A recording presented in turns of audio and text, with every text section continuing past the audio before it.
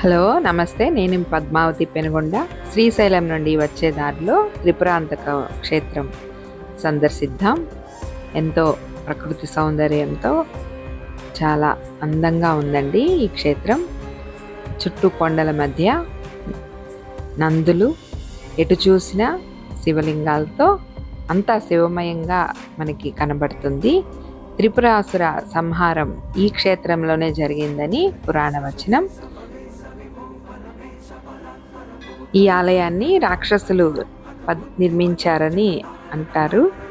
అందుకనే మనం దక్షిణముఖంగా వెళ్ళి స్వామిని దర్శించుకోవాలి. ఎంతో ప్రశాంతంగా ఉన్న ఈ ఆలయంలో ధ్వజస్తంభం యొక్క గంటలు ఎంత రమ్యంగా వినపడతాయండి. మీరు తప్పకుండా వచ్చి వినండి. ఎంతో ప్రశాంతంగా ఉన్న త్రిపురాంత క్షేత్రంలో మనం మానసిక ప్రశాంతతను కూడా పొందవచ్చు.